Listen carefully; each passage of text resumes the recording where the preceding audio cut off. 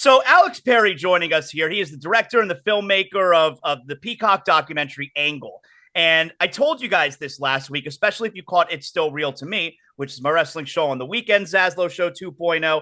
I finally got around to watching Angle, and I was blown away by it, Alex. I really was. Like the second half of the film, I'd seen most of that. I knew most of that story because that's a lot of the WWE stuff. And I didn't know all of the drug issues, but I knew most of it.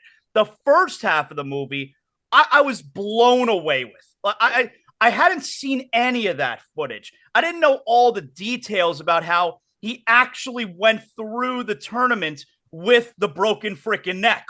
So the first thing I want to ask is, how'd you get a hold of all that footage? Right, that's a great question. So one of my favorite things to do, one of the reasons I love documentaries so much is just the ability to find things that people have never seen before. And I like to, anytime I ever work on a documentary, I want to approach it that way. And, with Kurt, there had been a handful of pieces about him and his life. So two things I wanted to accomplish with this. One, I wanted to tell a big portion of his story that would be shocking to see to pro wrestling fans. And Kurt, kind of bought into that on day one. I said, dude, your backstory is fascinating. It's amazing. Granted, the whole picture is amazing, but the backstory is just so fascinating. And, it struck me as almost more fascinating than people may expect. So I really wanted to dig into that. And two, I also knew I wanted to find a lot of footage that no one had seen before, especially on a person who has, been covered a few times in various pieces throughout the years. So when it comes to finding the footage, you just kind of play detective. And, my favorite piece, obviously the centerpiece of the footage we found was him breaking his neck at the US Open in 1996. I was able to, through USA Wrestling, I was able to identify two of the videographers and photographers who were Matt's side. I could kind of see them in photos at the event. And then USA Wrestling identified them. I tracked them down online. A few months later, I convinced them to walk down to their basement. The guy had an original beta tape of it, and we blew off the dust of the beta tape, and he put it in for the first time since 1996. And our jaw dropped when we saw it, and we were like, "That's it. That's the shot." There had only been before, maybe a handy cam shot from the stands of it.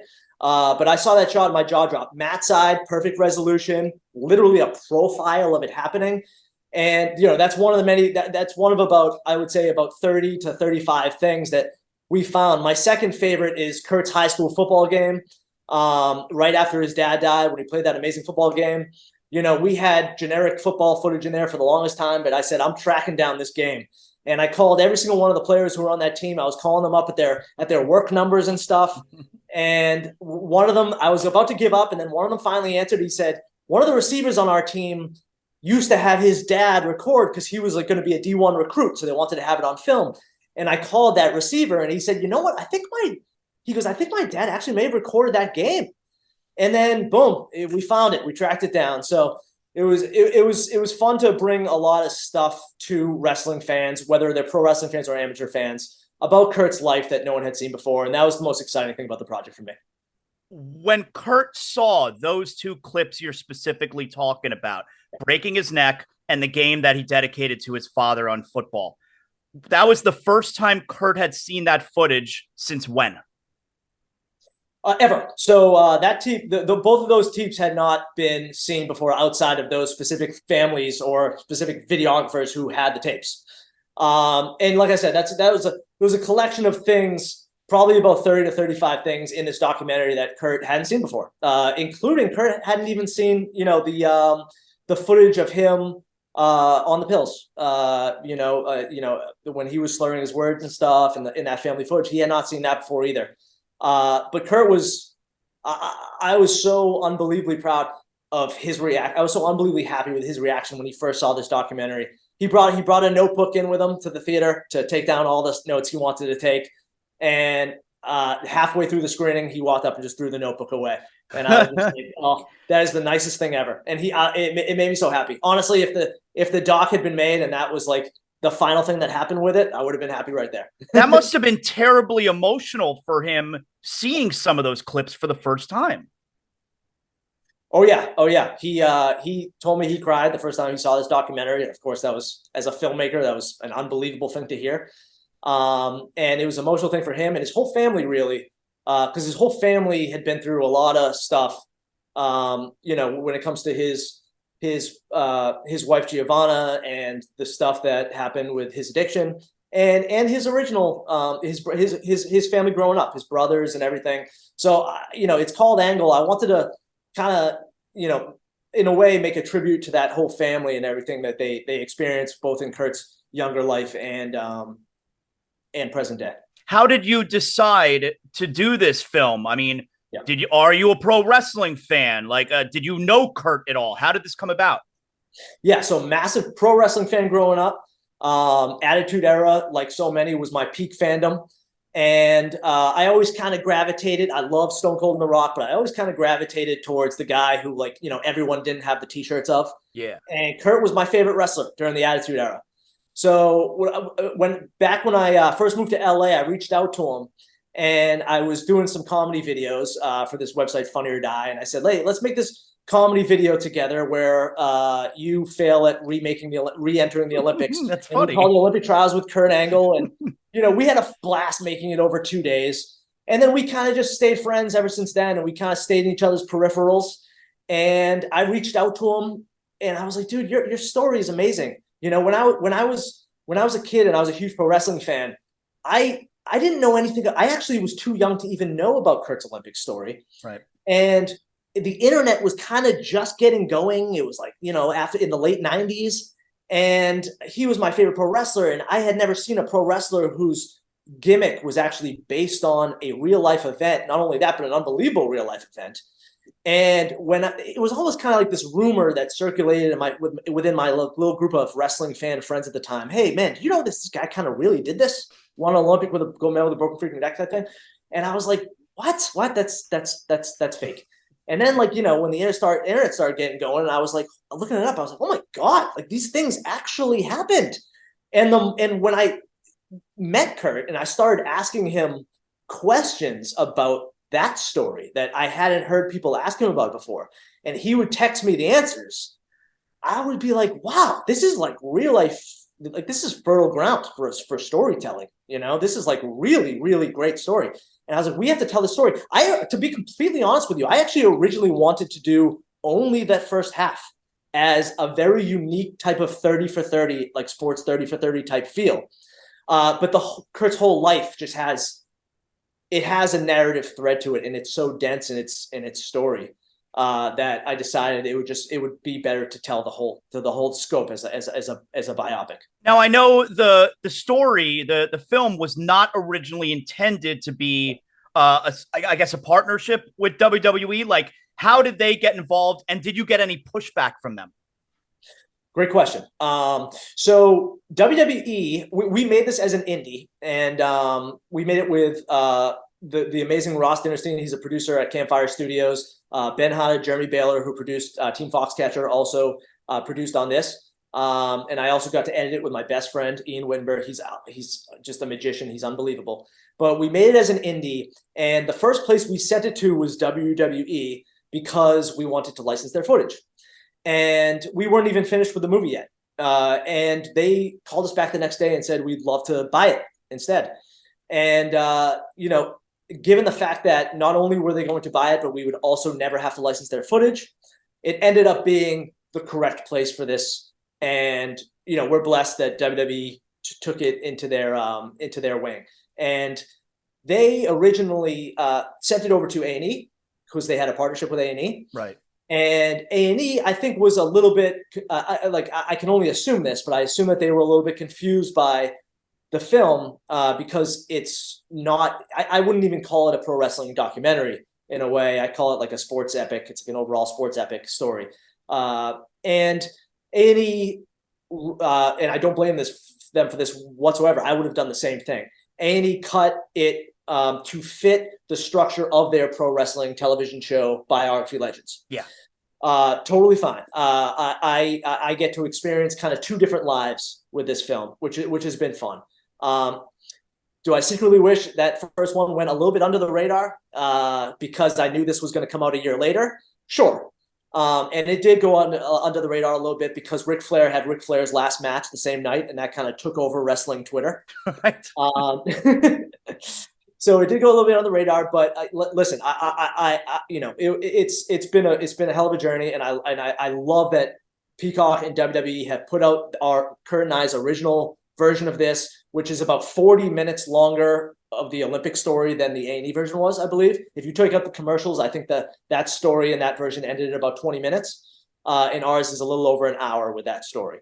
The Olympic stuff it's so good. Like he is, like I said, obviously I knew he won the gold medal, but my impression was always that he broke his neck like in the gold medal match. Right. I didn't know that he broke it however months earlier, and he's covering it up with the cortisone shots or whatever it was, and just all, and the one piece of shit guy he was wrestling who kept trying to push on his neck, although Kurt said he would have done the exact same thing. Like this guy, like he is a real American hero. The story is incredible.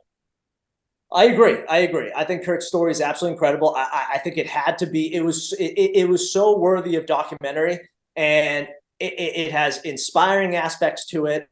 It had, his whole life has been about perseverance in a way, and that's really what we wanted to make a film about. Kurt over his life has been resilient to physical pain through his injuries, emotional pain through what's happened with his family, and mental pain through probably the worst opioid addiction, one of the worst I've ever heard of in my life. And yet he still came out on the other side with all those things. My son turned to me. I was watching it with my 11-year-old son, and he turned to me when Kurt was saying, I think at one point that he was up to 60 some odd pills a day. And my son said, he goes, how didn't he die? I'm like, I don't know.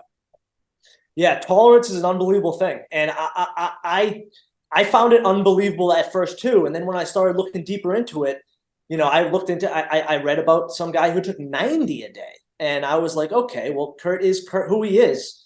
And, he wanted to be the very best at everything he did, including his pill taking, unfortunately.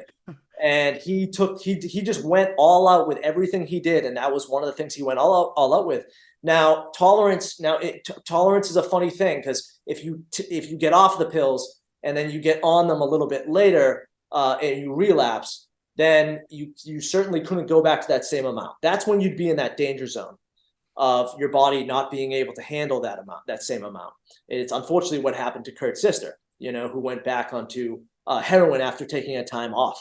And she relapsed because her body wasn't able to take that same amount that she was used to. So Kurt, he was able to get over his addiction, and it truly is unbelievable. And he's been able to say, the end of my documentary says he's been sober for a little over 7 years. Now it's already like 9 years. So I don't think Kurt will ever take a pill again. And it's an incredible thing, because he has to deal with pain on every day of his life. Plenty of the film is emotional from his perspective. Like I found it very sad when, he hadn't talked to his sister for all that time. And I mean, the pain that he must have, that he his communication with her ended forever on a bad note, and he's got to live with that. And it made me sad. And I wonder, as a documentary filmmaker, and you're sitting behind the camera and you're asking the questions, and your subject is getting emotional, like, how do you keep from getting emotional on the other side of the camera? Good question. I was very surprised at how open Kurt was with us. And it was a grueling, I don't want to use the word grueling, but it was a very, it was in a way a grueling experience to interview him. We did, one of the interviews was about, I believe, 9 hours straight. And with like one break we took, or 2 breaks. And, that to go through your entire life over a 9-hour stretch. And then the next day it was like 7 hours. So it was like 9 hours and then 7 hours. That is an extremely grueling, emotional thing for the subject to go through. But there was something about that setting that made him open up like that. And when the subject is looking right in the lens like that, I'm actually looking at Kurt through a mirror. So it's also a very unique scenario to be looking at him like that all day and hearing him open up like that all day. And did I feel emotional during the process? For sure. Absolutely. And not only that, I spent thousands and thousands and thousands of hours in the editing room with my editor watching this footage. And it almost became more emotional as we added other pieces of footage into the story. And it gives you kind of like, when he tells his story, the story about his sister, and, you see her in her original wedding footage, and so many stories about her I heard on the side as well. We went to her house and we visited her gravesite, and she just seemed like such a special person. And like extremely emotional experience making this entire film, not just that interview, but making this entire film. And it was a great gift to be able to do it. Did you try? You got The Rock. I mean, Ric Flair, Stone Cold. Did you try to get Vince? To be frank, no. We did not try to get Vince. We made this as an independent film without WWE's involvement at first. So we felt that we could tell the story justly without Vince doing an interview with Vince. So we did not try for that. We tried pretty much everybody else across the board. Mm-hmm. And I mean, these people said yes simply because it shows you the respect they have for Kurt. This is a documentary. It's not like these people are getting paid to do this. Mm-hmm. And when we got the yes from The Rock, I mean, my jaw dropped on the floor. I was like, this is unbelievable. And we flew to Atlanta. We interviewed him. I got to interview Flair the same day. Steve Austin was unbelievable. Ronda Rousey was unbelievable. We have a slew of all these Olympic gold medalists and world champions who came to do interviews. And like I said, even with hunting down footage and stuff, Kurt has been like good to people his entire life. And he's been such a good person to people his entire life that it actually made it super easier on me to accomplish all the things I needed to accomplish, because there's not a lot of money in documentary, So when I'm hunting down these interviews and when I'm hunting down these people for footage and photos and all that stuff, you kind of have to just rely on their goodwill to want to help you out. And the reason they wanted to help us out is because they loved and respected the guy who it's about. So that was a huge burden off my shoulders. And that's a huge weapon I had at my disposal. Who did you try and get that you could not, like they didn't want to do it, timing didn't work out? Who would you have wanted to have that it just didn't work out? I would say one of the most interesting that didn't work out was Abbas Jadidi, the guy he wrestled for the gold medal. I had been in touch with him through an Iranian friend of mine, friend and colleague, and we tried over the course of, I would say, like 6 months to get him to fly to LA. There was a little bit of geopolitical tension at the time.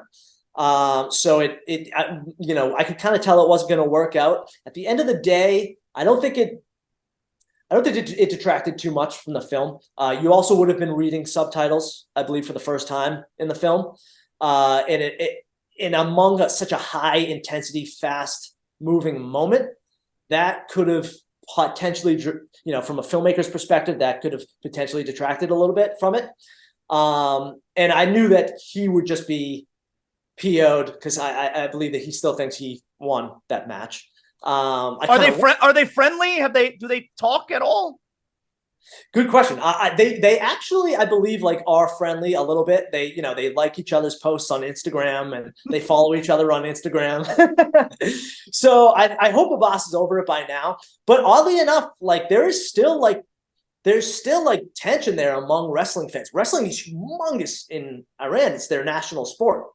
So when you go onto these like Reddit threads or these forums online, you'll still see to this day Iranian and American people arguing over that match. And that's a fascinating thing to me. And I'm hoping that someone over there, and I'm hoping that Abbas himself can see this doc at some point. Now, obviously it was a major upset, but like I don't know anything about amateur wrestling. Like I'm watching the clips. I have no idea how you're gaining points. I understand what a pin is, but I didn't realize you could have matches and nobody pins and it's just based on points. Like I have no idea how it works. So was that match, or is that match considered a classic?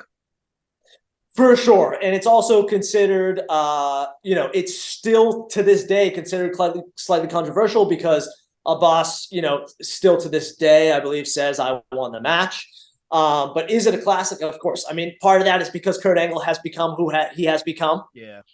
But it's, you know, and that Olympic team is considered one of the greatest amateur wrestling Olympic teams of all time. And part of that had to do with the existence of Dave Schultz at the time and the existence of Foxcatcher at the time, which was just an unbelievable Foxcatcher, you know, as bad as it ended, it was an unbelievable opportunity for amateur wrestlers at the time to get paid to become the best they could be, you know?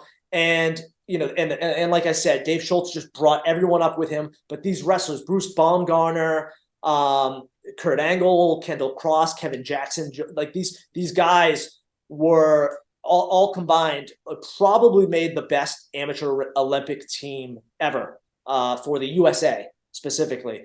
And that's why those matches, not only Kurt's, but the other guys would still be considered like classics in that realm to today.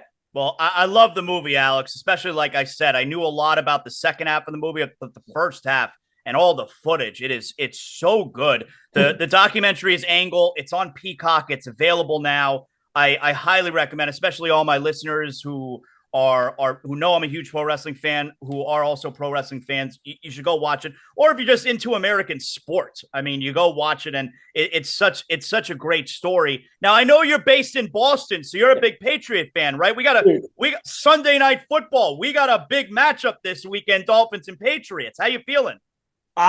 You know what? I'm feeling pretty bad about it. I think we're going to get spanked, but it's fine. It's fine. You know what? I liked our fight a lot in our opening game. I liked our fight a lot. I thought that was going to get ugly quick. But I'm a Tua fan, to be honest, and I think he's got a great career ahead of him. I think that, you know, that's the most dynamic receiving duo in the league. And you know, do I hope we win? Of course. But yeah, I'm so excited that football's back in general. It's just the best time of the year. It's Christmas. Now, were you mad at Brady? And if you were, have you made up with him? I was one of the ones who was never mad at Brady. A couple of my family members won't even like say his name. It's like saying Voldemort. But I was one of the ones who was never mad at him. I think that he absolutely earned the right to do whatever the heck he wanted. And I think he's dealing with the situation now well, and he's, you know, him coming back and being here opening day, and he's gonna go into the Patriots Hall of Fame and stuff like that. I'm super happy for the guy. I think he's just like a very nice guy, and I've always found him very easy to root for, no matter what he did. Well, you know what? I hated his guts for 20 years, but then when he went over to Tampa, and you did get to see, I think, a little bit more of his personality come out when he was with Tampa. And I was like, you know what? I kind of like him. I think he's really nice and really cool. And we haven't been able to see any of this when he was at New England. So I kind of like him now.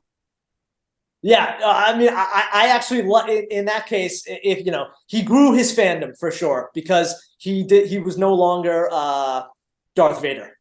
So, you know, if Belichick was the Emperor, Brady was Darth Vader. So I think he kind of got himself out of that image and grew his fandom. So I'm happy that happened for him. Now I'm hoping that Belichick can also have a good tail end of his career here, though. So I'm really hoping for that as well. Well, he's approaching Shula. He needs a few more like good seasons. I agree. To pass Shula. So I agree. I don't think Mac's going to do it for us, unfortunately. I mean, I hate to say it, but I think I don't think. I mean, maybe Mac will turn into a journeyman, hopefully, but I don't think Mac's the guy. Is there anything else we can mention? Anything you have coming up, Alex? No, working on a couple of more sports docs that I'm excited about. So hopefully we can reconnect then. Awesome. But until then, I appreciate the wrestling fans who have come out in force and been so nice and supportive of this doc that we released on Kurt. It's been extremely emotional this past week for both me and Kurt. That's awesome. And so just thank you, everybody. And thank you for having me on. Your podcast is awesome. Thank you. It's a privilege. It's a privilege to be on here. Thanks a lot, Alex. I appreciate it. I mean, we'll definitely do it again down the road. You got some more stuff coming out. Thank you, brother.